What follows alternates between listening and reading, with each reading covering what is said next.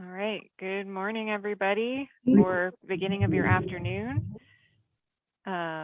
We will be starting in just a moment here.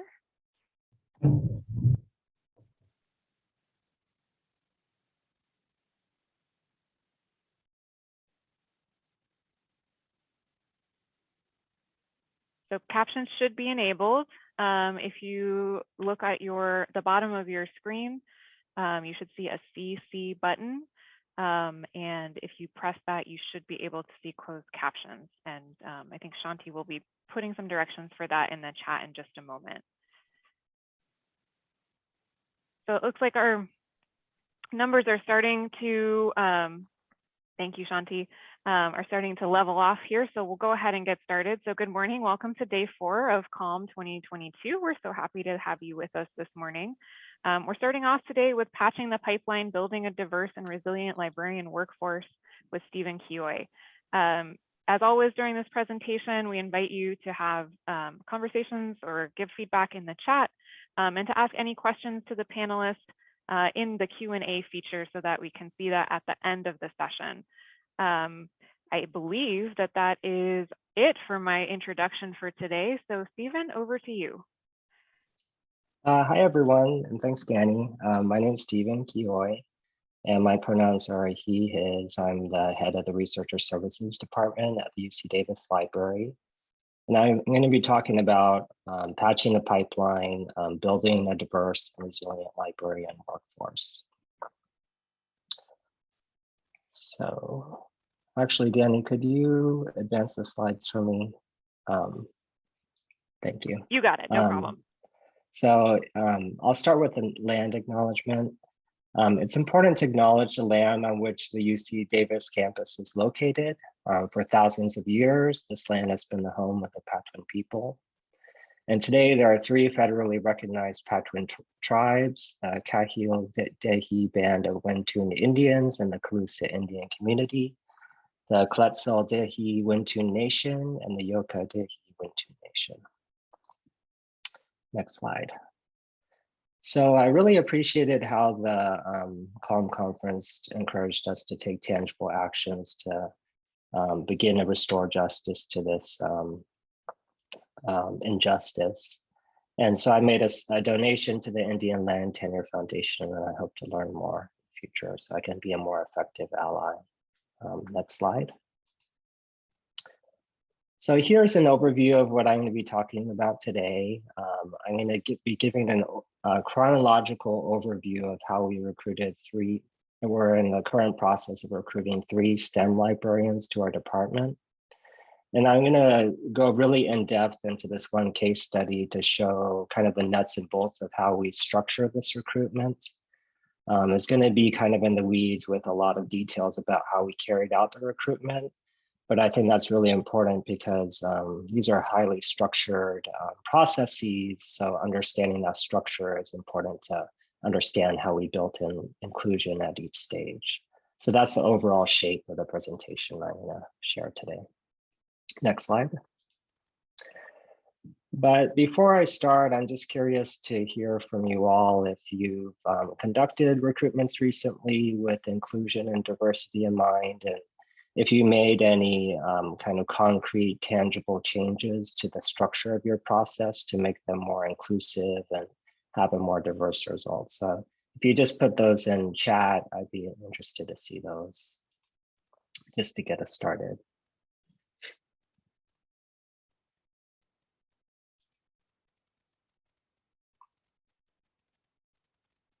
Oh, and I see my friend Zan here. Hi, Zan. I'm sure you have some ideas about this.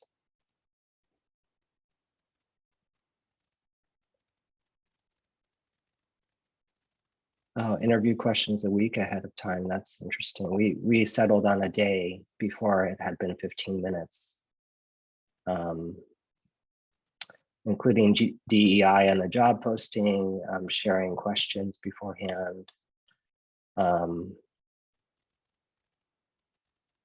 targeted invitations to apply, making the MLS optional, moving away from presentation. So that's interesting. using a rubric. So it sounds like a lot of you have settled on some of the same ideas that we have, and some of the ones that we hadn't thought about yet. And hopefully this chat will be saved. There's a lot of really interesting ideas here. Changing the requirements, so not as strict. That's something we definitely focused on a lot. So yeah, keep on sending in the ideas. I'm going to move along with the presentation. So next slide.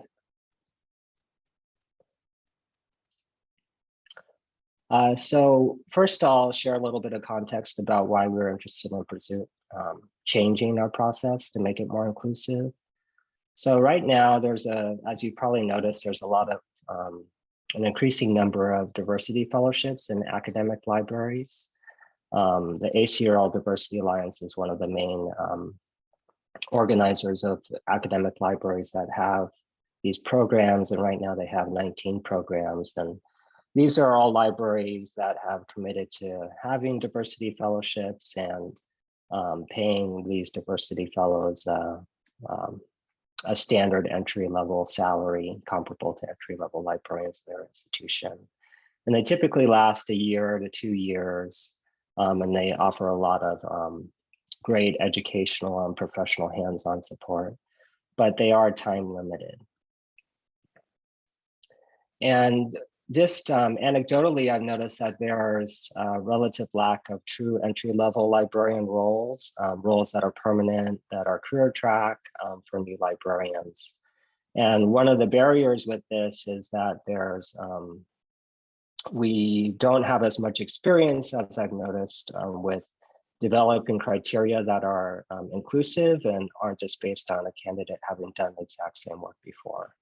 So what we really wanted to do is explore this concept of translatable experience that could be translated from other roles and develop the ability to assess candidates based on abilities that aren't grounded in the exact same experience.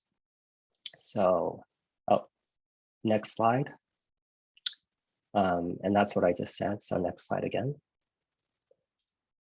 So here you can see the recruitment timeline that we followed for this position. So as you notice, the text is kind of small, but hopefully you can see it all right. We're in the middle of this recruitment right now, and it's actually a really long process. It's probably similar at many of your institutions. But for us, from the time the positions are vacated until now, it's been about, or until the time we'll be able to, projecting to be able to make offers, it's 2 years and 3 months.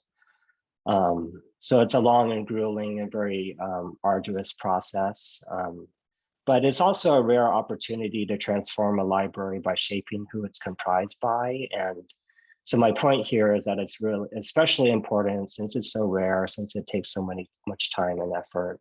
It's really important to examine these opportunities really deeply through a diversity and equity lens. And I'll just point out what is probably obvious to a lot of you, that academic recruitments are highly formal, they're highly centralized, and they're highly structured. And they include a lot of different organizational components. So you have the recruitment committee, you have, in our case, academic affairs, you have library leadership, you have HR, and in our case, we have a peer group of librarians committee that reviews hiring decisions. So when you have all these different organizational components, the structure becomes highly bureaucratic and structured, and there's a lot of protocols and processes. So it becomes necessary to really understand how all these different components work and their processes, so you can introduce change and do that early. So that's kind of why I'm going to go into the weeds a little bit on this. Next slide. So the first step that we went through was role scoping and approval.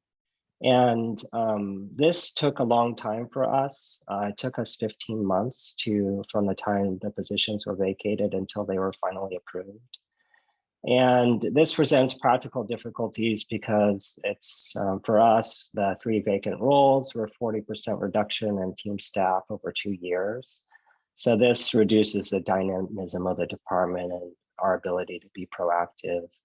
And it's sort of like, it makes recruitments also more difficult because there's less bandwidth overall to conduct the recruitment at the same time as trying to provide services with reduced staff.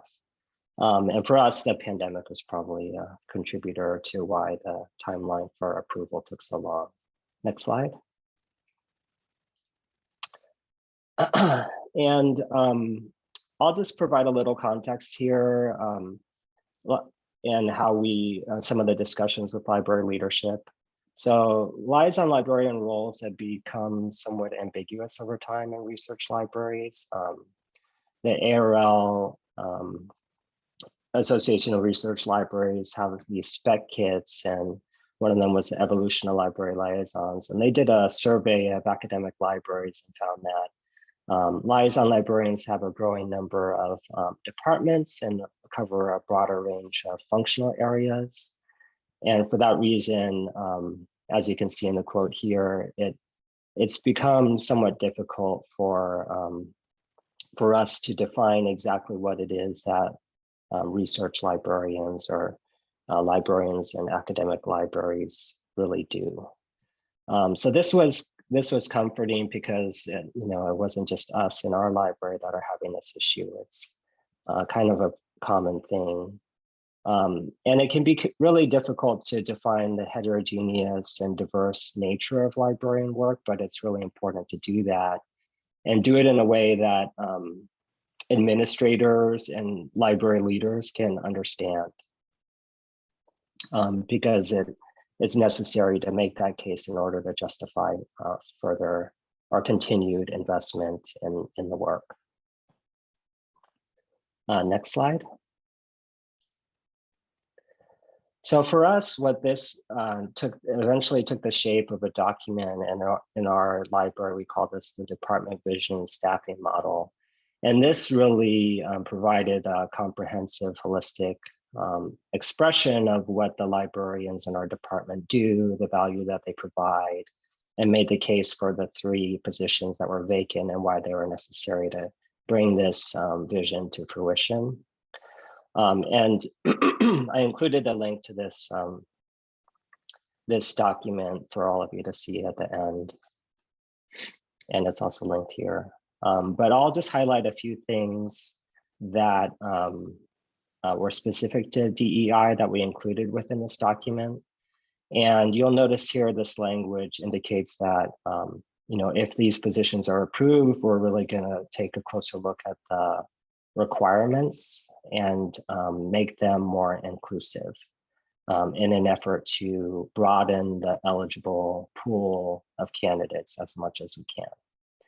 And this kind of language might seem kind of innocuous, but we did, this was for our library a very significant change in how HR and library leadership were comfortable developing, how they were comfortable reviewing positions. So for us, we inserted this language into this document actually 7 months before the positions were actually posted. So my point here is just that it's really important to identify the changes that you want to make very early and then be very consistent throughout the process about, indicating that you still want to make those changes. And even in organizations where the values are aligned, our university and library are very supportive of DEI, it can still take a lot of work to overcome institutional inertia and how these processes work. Next slide. So the other thing we did was within the job description, we communicated our commitment to diversity. And here we're transitioning into the job description. And you can see here that this isn't actually a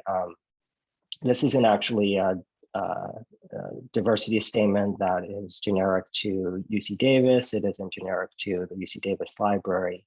It's really written at a specific point in time, talking about the actions we're currently taking to advance diversity, equity, and inclusion, and how it's made tangible and real for us. So we thought it was important to write that. And it did take some work with library HR and library leadership to get approval to write something about diversity that wasn't kind of the approved standard diversity statement. Next slide.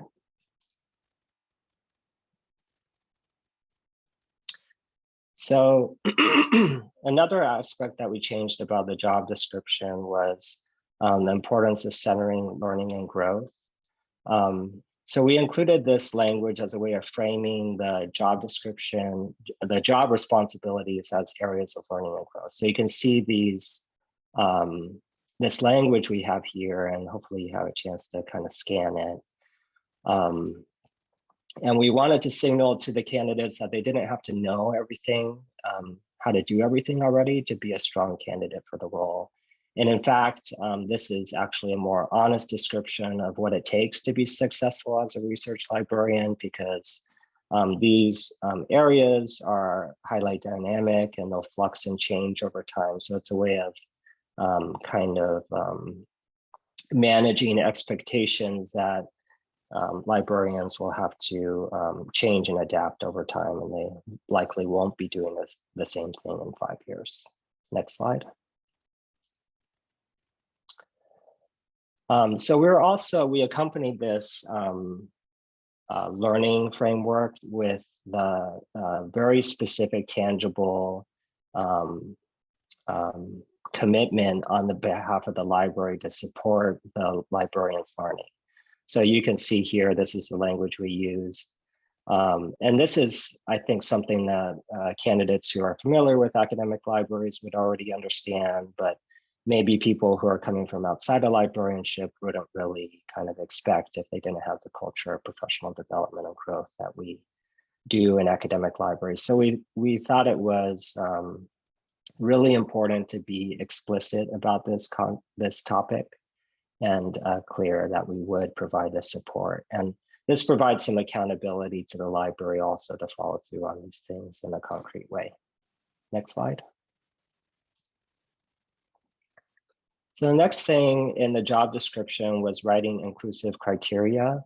So you can see here, we did go back and forth about the degree requirements, but we did, unlike some other libraries in the chat that I noticed, we did decide to include these. But beyond these, you can see that a lot of the other requirements are very, they try to get at the underlying skills that we think are really important to succeed in the role. And they don't ask people to have done the same types of work that we anticipate the librarians would be doing. One of the difficulties with developing criteria like this is that they can be harder for recruitment committees to actually assess. And so we needed to build back in objectivity in the assessment process at each step subsequent to as we review the applications and interview the candidates. So that's something that I'll talk about in a lot of depth in the next slides. Next slide.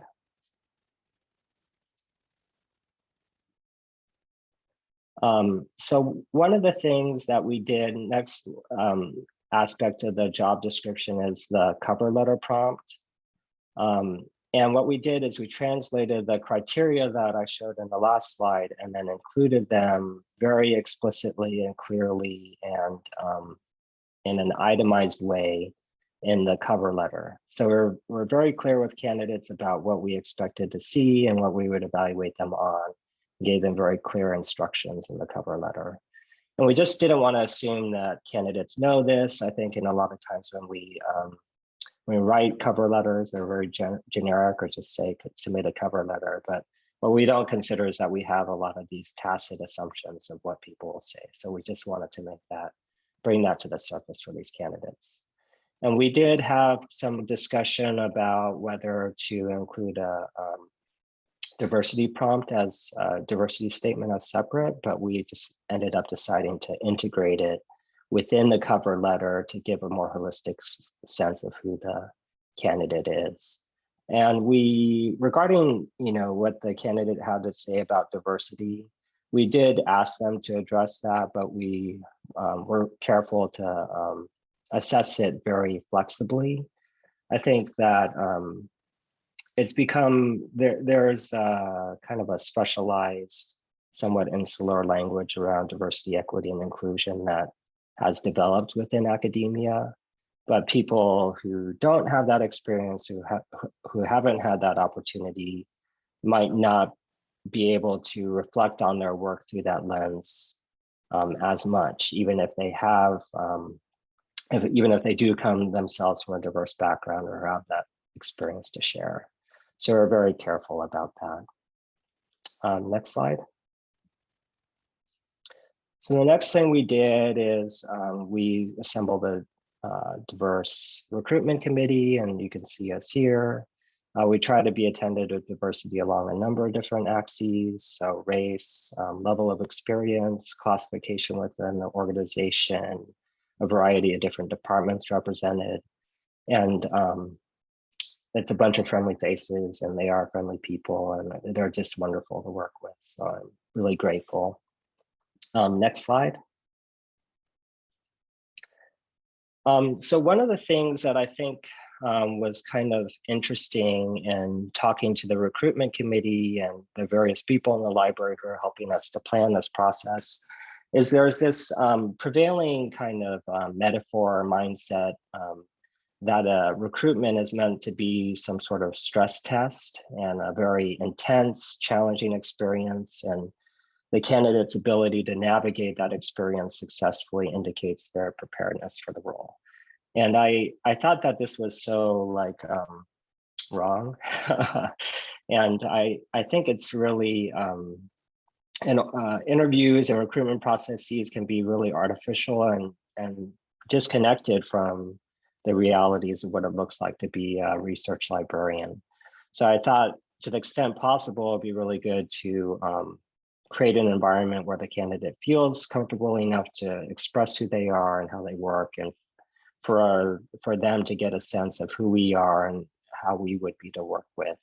So trying to just shift that mindset with the recruitment committee and other people who are involved in the process to try to get them to engage with candidates in that less adversarial way.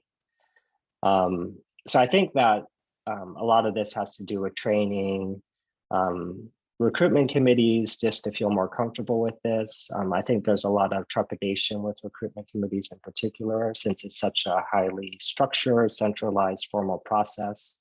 I think sometimes recruitment committees can feel like if they engage with a candidate in a more friendly or personal way, it'll be showing favoritism. But I think that sort of interpersonal, just getting to know people is really important part of the process as well. And if you can take more training to get more comfortable with that, it would be good. So next slide. So next, I'm going to dive into the weeds a little bit about how we conducted outreach about the position. So this is a picture of our outreach tracker. We did outreach to 150 different locations, including a lot of library schools. We took a very coordinated and documented approach for this, and we actually had to create like a PDF of each presentation, of each place that we sent the outreach to, and share with our academic affairs and HR offices. So this, as you know, is a very significant amount of work, but we did document that we did due diligence in sending out the outreach about 150 different places. So next slide. So one of the other things that we did, and I noticed that other people in the chat did too, is that we sent out targeted outreach to candidates from diverse backgrounds. And this mirrors a process at our university where they do this for faculty as a requirement. And here's the language we developed for this. And we asked colleagues for their recommendations on who we might reach out to. And so we used our networks to kind of snowball and reach out to candidates in this way. And that seemed a little bit less creepy and maybe more effective than just trolling websites to try to find people. And so we reached out to about 10 candidates in this way. And it's always kind of a little bit of a balancing act with this, because you want to reach out in a personal way to encourage candidates to apply, but you don't want to lead them on and make them feel like they have an inside track to the role. We have had situations in the past where candidates felt led on when they didn't proceed beyond the first round of the recruitment process. So next slide. So the next thing we did is we offered informational webinars, and we wanted candidates to get a sense of who the library is, what the positions are, our recruitment process, kind of demystify all those things. And we wanted them to have a chance to get some face time with the recruitment committee as well. So I just want to give a big thank you to Catherine Peter at UC Santa Cruz Library. She's the head of their research librarian department. And she had held information sessions that were very well attended and highly that had a good feedback. And she shared her slides and a lot of the ideas with me. So that was very helpful. So we held two information webinars, one at 12 p.m. during lunch hour, one at 5 p.m. We had about half the time for the presentation and half for questions at the end. So there are half an hour and half an hour. And we had about 80 people register, and about 50 people ended up attending. And there were 3 other recruitment committee members that helped develop the slides with me, and 3 monitor chat. So I'll just quickly run through the slides to give you a sense of what we covered. So next slide. So here you can see we included a lot of images of what it's like to be on campus. And you can see here the main quad and the library building behind it. Next slide. We included a picture of the Arboretum, which is next to the library, a nice walking path along with the agenda. Next slide. And the land acknowledgement. Next slide. You can, Danny, you can just run through these quickly just to give folks a sense of what we covered in the session. The text should be kind of explanatory of the types of things that we covered here.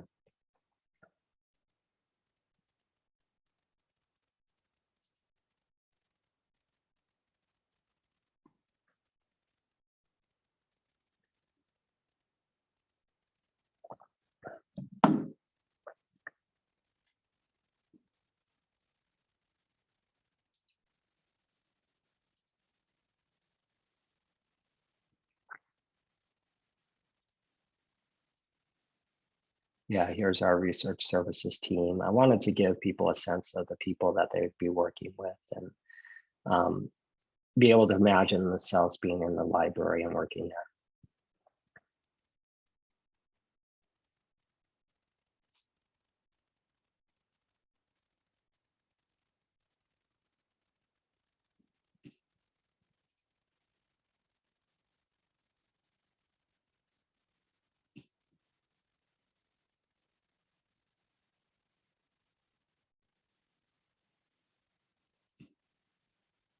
So the way I thought about this whole slide presentation was it's our opportunity to give candidates a chance to see us in a more informal context. All the recruitment committee members were there.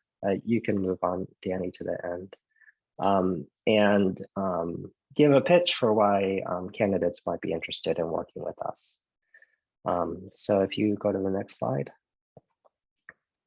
Like I said, we left about half the time at the end for questions, and the text, sorry, is small here, but I guess the point is that we received so many questions. Over most of the participants actually attended the first session. So over the 2 sessions, we actually got 34 questions. And most of the questions were in the first session. And as the recruitment chair and the main presenter during the information session, it was my job to answer a lot of these questions. And I guess I wasn't expecting it to be such an intense experience. It was like being interviewed by 50 people at the same time, all asking questions. So it was, and some of the questions were very specific and good, and I wanted to provide meaningful answers for. So it's definitely a challenge to provide meaningful, gracious answers to so many questions in such a limited amount of time. We did try to follow up on some of these questions after the fact. That's just kind of a tip to be prepared for a lot of questions. But that being said, it was just a really good opportunity to interact with, have a chance more informally and personally to interact with potential candidates and get to know each other. So next slide. And this is a quote here that you can see that I really appreciated that one of the participants left in chat. And this was gratifying to me because it showed that they could see, all the thought and effort that we had put into conducting this recruitment in a very intentionally inclusive way. So that was nice to see. Next slide. So next thing I'll talk about is how we went about reviewing the applications. And this is, I might have gone a little overboard with how I approached this, but I'll explain how we did it. So I was inspired by Daniel Kahneman's most recent book, and it's called Noise. And in the book, Kahneman talks about how irrelevant factors can influence decisions. So things like time of day or order of consideration or who speaks first in a meeting or how strongly they're the first person to speak holds their opinion, things like that. And Kahneman points out that this is bad and that irrelevant factors shouldn't influence decisions and introduces this concept of decision hygiene. So consistent decision-making structures to eliminate noise from decision-making. And this is good because it creates more reliable and consistent decisions that are also more transparently documented. And the shorthand term that I like to use for this is decision architecture. And so I'll show a little bit about how we set up our decision architecture. Next slide. So we ended up getting 30 applicants for our 3 roles, and I set up this evaluation matrix that you see here on the slide. And we set up one of these evaluation matrices for each committee member. And there's a row in this matrix for each candidate and a field for each criteria that we had defined. And on the right, you see that there's a place for each recruitment committee member to note that their overall score for each candidate. So this provides a template for each recruitment committee member individually before we meet to discuss the candidates to assess the candidate and make their preliminary judgment. Next slide. So what I then did is I combined all the recruitment committee member scores into a summary table. And we have 1 row per candidate and fields for all the recruitment committee scores. And I did a simple conversion of all the scores, which were the scores were originally A, B, C, D, and I converted those into 4, 3, 2, 1, just to allow for a simple weighting mechanism. And that allowed me to generate a cumulative score for each candidate, and then I could rank order the list. So this is kind of a simple but nice visualization of all the recruitment committees member scores and what they add up to. And I then shared this back with the recruitment committee to prepare for our first discussion together to review the candidates. And what this did is it allowed us to streamline the decision-making process because it would be really difficult for us to evaluate 30 candidates and for all 6 recruitment committee members to weigh in substantively about each one of those. It would have taken many meetings. But with this process, it allowed us to make decisions about who we wanted to proceed with for preliminary interviews in only 1 2-hour meeting. And this allowed us to focus on the candidates who kind of fell in the middle, neither the highest nor the lowest, and have each recruitment committee member able to share their thoughts about those candidates in the middle and come to a substantive agreement about who to invite. So we trimmed, we cut the pool at that point from 30 to 13, and to invite for preliminary interviews. And then 2 candidates actually ended up letting us know that they had accepted other positions. So we ended up with 11 at that stage. Next slide. So there's some pros and cons to decision architecture approach. The pros are that you have a thorough review. In most decision-making processes, you don't have such comprehensive documentation of how the decision was made and data to support it. So this preserved the initial layer of the decision-making process as evidence that we can include in our final report and recommendation. And like Kahneman points out, it provides a buffer against noise in decision-making. Some of the cons are that it's can be inflexible. It takes a lot of planning and time. The organization has to agree that this is how they want to go about making the decision. So you have to kind of introduce that concept pretty early. And then you have to think about all the stages to implement a decision-making architecture process like this and initiate each next stage at the appropriate time, because if you don't do that, the timeline can really blow up. So there's lots of applications for this decision-making architecture, and we implemented this basic kind of staged process at each stage of the review. So next slide. So this is kind of where we are currently in the recruitment process. We're just about to start our preliminary interviews. From here on out, it's our plan that I'll be describing, and we haven't done it yet. But here you can see the interview guide that we've developed. I've also linked to it at the end.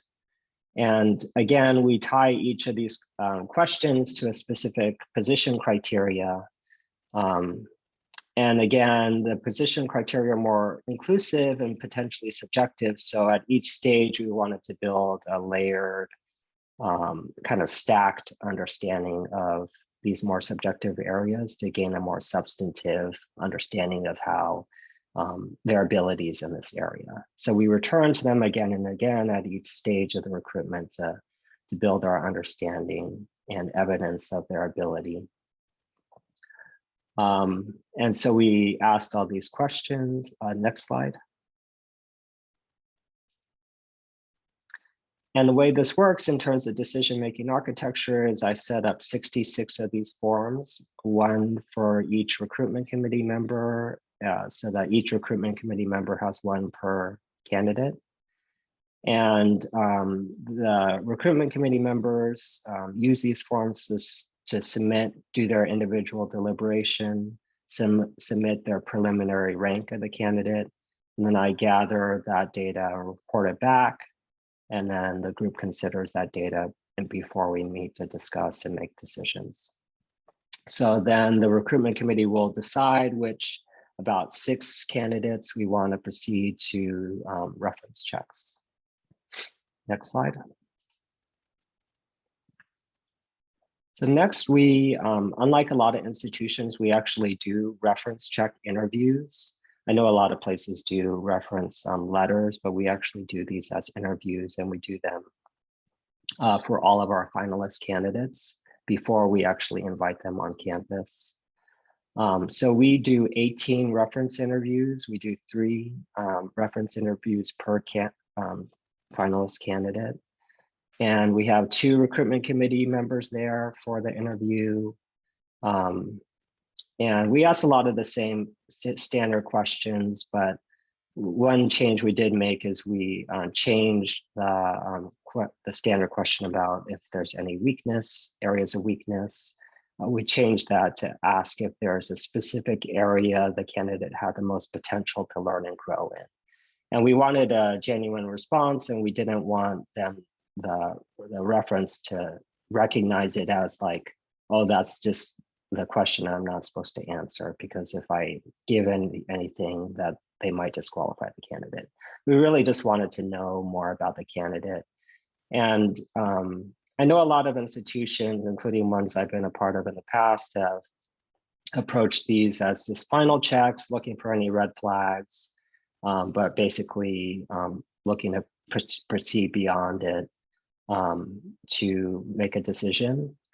But we really wanted to take a more substantive approach to this, to build another layer of understanding of the candidate's strengths and our areas of criteria so that we could substantiate a decision about this. So we took a pretty rigorous approach to these reference interviews. Next slide. So next, what we're just in the very early stages of doing is drafting an onboarding and training guide. So this is just an overview of the different areas that we want to cover, and we wanted to provide just a lightweight framework to guide the candidate and myself as the candidate supervisor to introduce them to a role in a friendly and engaging way and allow them to grow in the role over time and track their progress. And so in each of these areas, the idea is that we'll provide a menu of resources for the candidate to draw upon.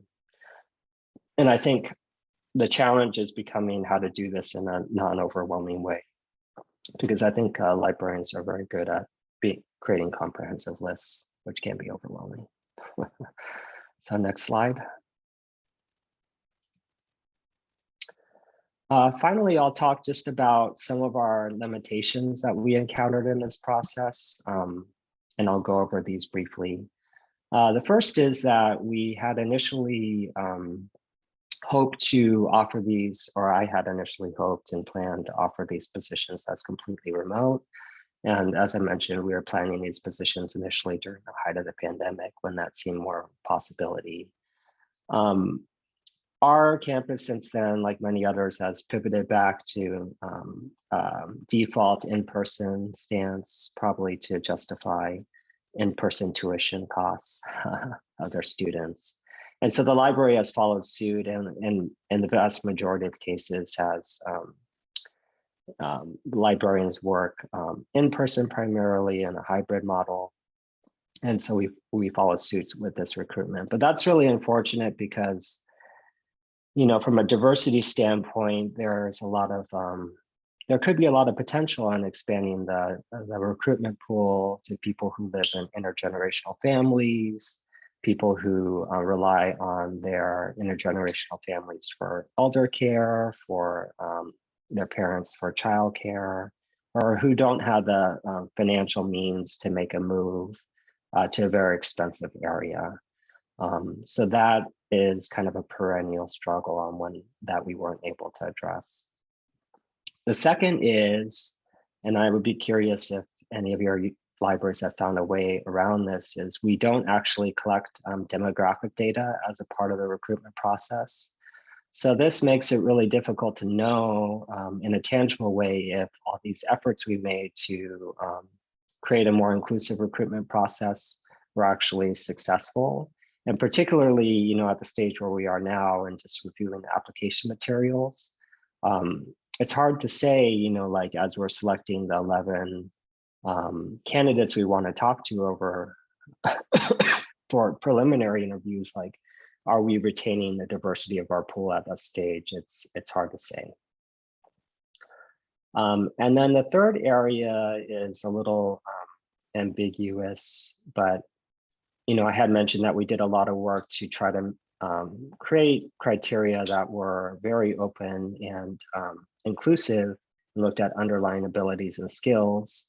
But as we were actually looking at the applications, the strength of certain types of experience stood out, like experience in instruction, experience developing programming, experience with R and Python, experience with high-level search. Those things kind of stood out, and the case was already made for how that experience could be translated. Whereas people who are trying to translate experience from other areas, we noticed didn't always do that very effectively. And I was thinking about that afterwards, and I was thinking, well, it might be difficult to make the case that your experience can translate to this environment if you don't have an understanding of what environment you're translating to.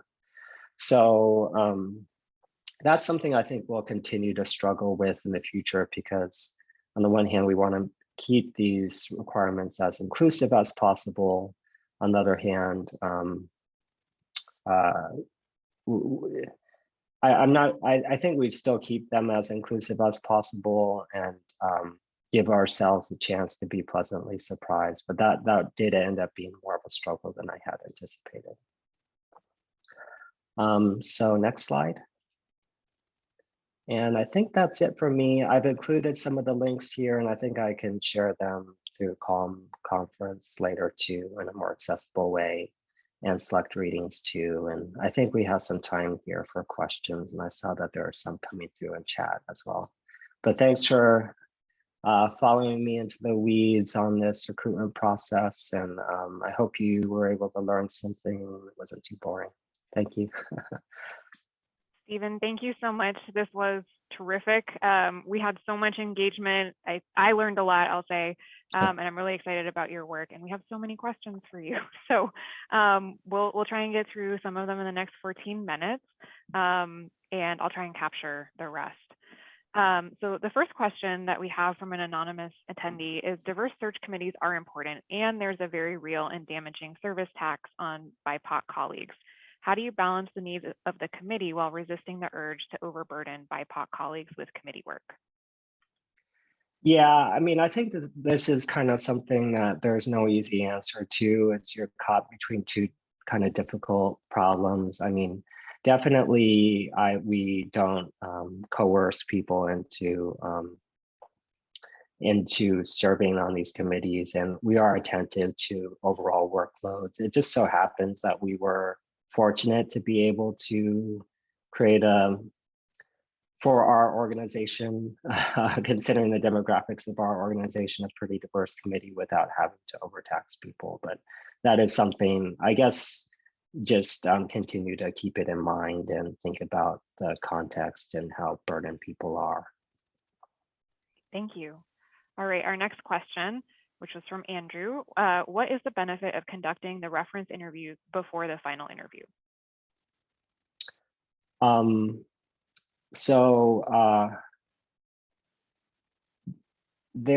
There is no benefit that I know of. It was our library's administrative decision.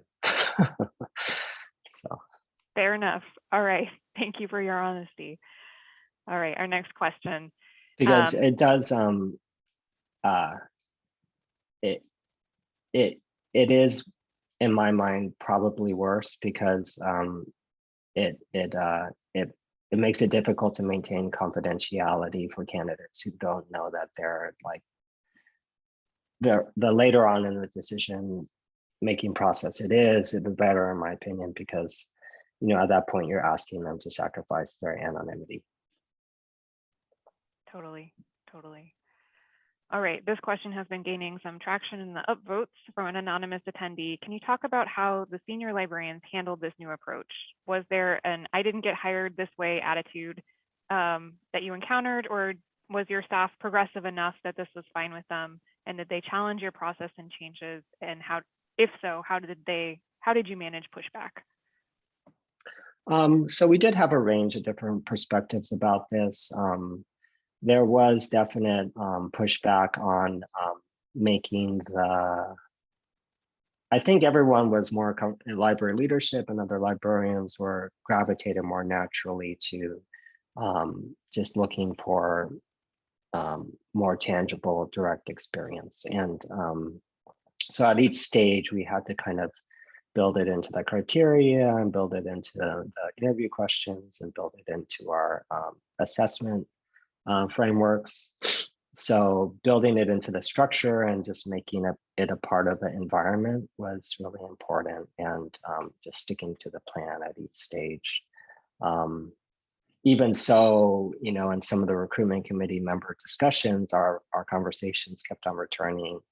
I noticed too, like, oh, this person has experience doing this in the library. That's great, you know. I noticed the recruitment committee members kind of gravitating towards that instead of looking at something like more intangible, like ability to learn in complex environments and really grappling with what that meant. So I think just for the person trying to implement this change, having these at the front of mind and always returning to those things is very important. Terrific, thank you. I'm going to ask this question next because I think it's related from Joanna. So how have other librarians responded to the either or qualification for the MLS or the STEM graduate degree requirement? So in our context, that that actually didn't generate a lot of controversy. I think it has in the past, and I think that this was a topic of that had a burst of animated discussion in UC libraries a few years ago, but we largely settled on this being acceptable at this point. So I wasn't involved in those discussions when it was more of a new concept. But from what I understand, it was controversial at that time and less so now. All right, thank you. And I'll just mention that there's a good comment that I invite folks to check out from Devon in the chat about experiences with changing norms in the recruitment process. Our next question, are you clear in your posting about the salary range for the position?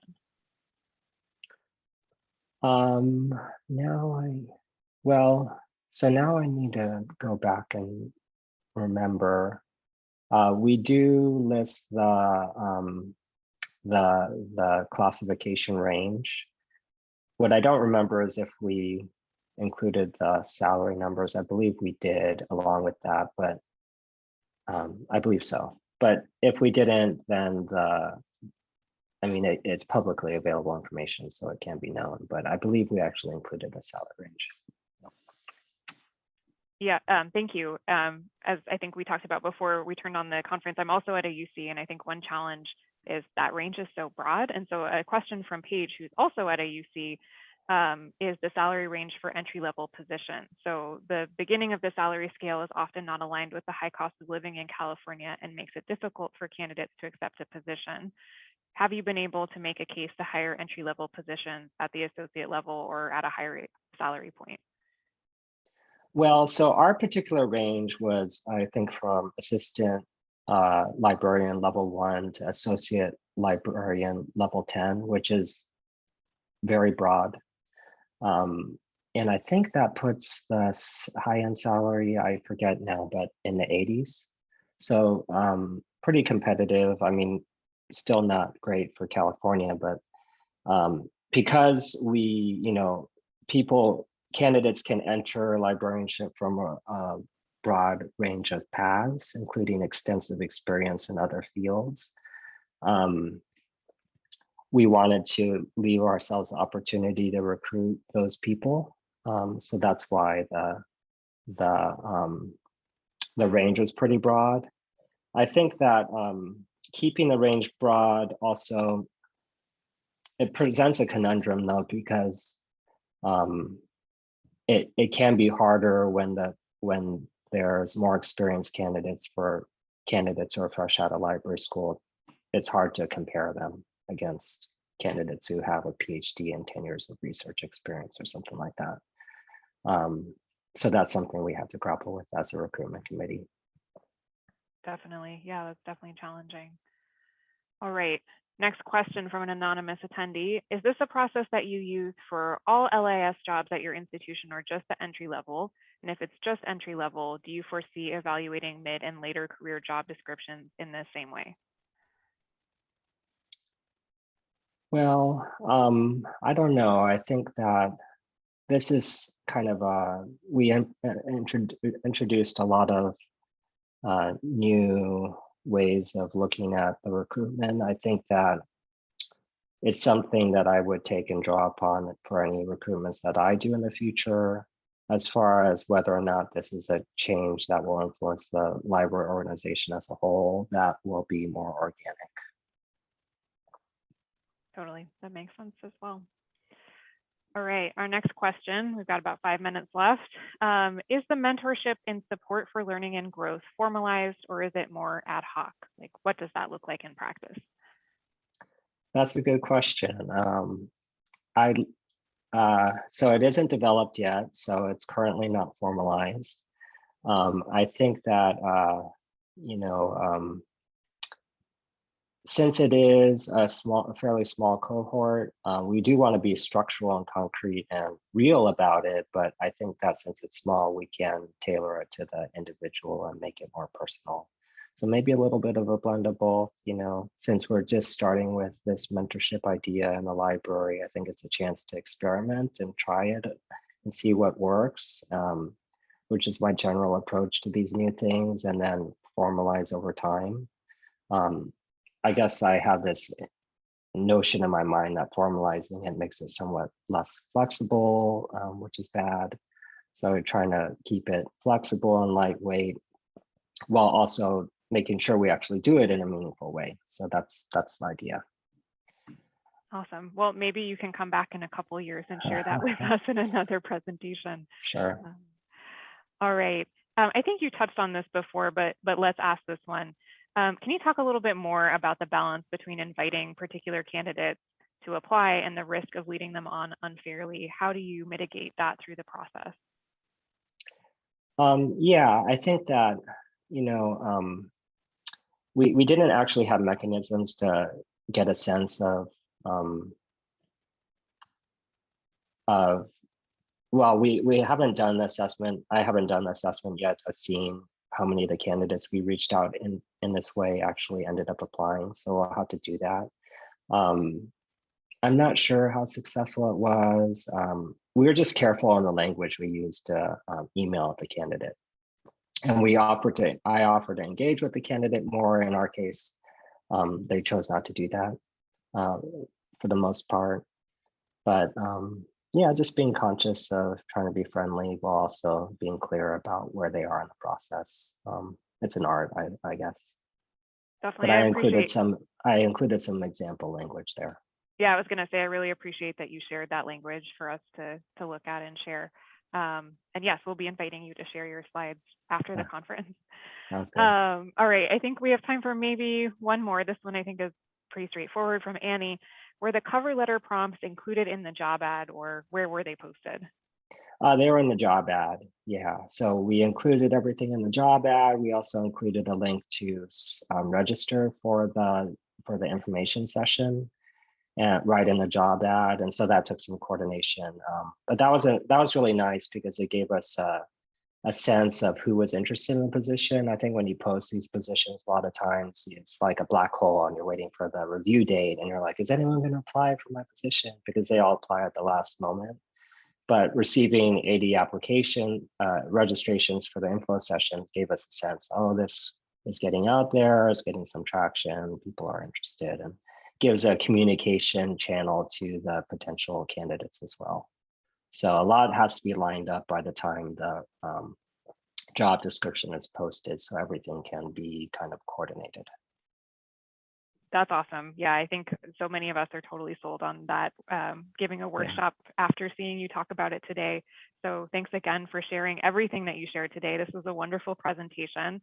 People in the audience, thank you for your comments and questions. We didn't get to all of them, but we got to, I think, most of them. And we definitely invite you to give your feedback. So go into Sched, click that feedback button, and we'll be able to share that back with Stephen, as well as to use this to plan for our next conferences. So thanks, everyone. Yeah. Our next Happy to answer any questions later too. Thank you, Stephen. Okay. Appreciate that. Our next session will start at 1:15 Eastern. So enjoy y'all's break, and we'll see you later. Okay, bye. Bye. Thank you.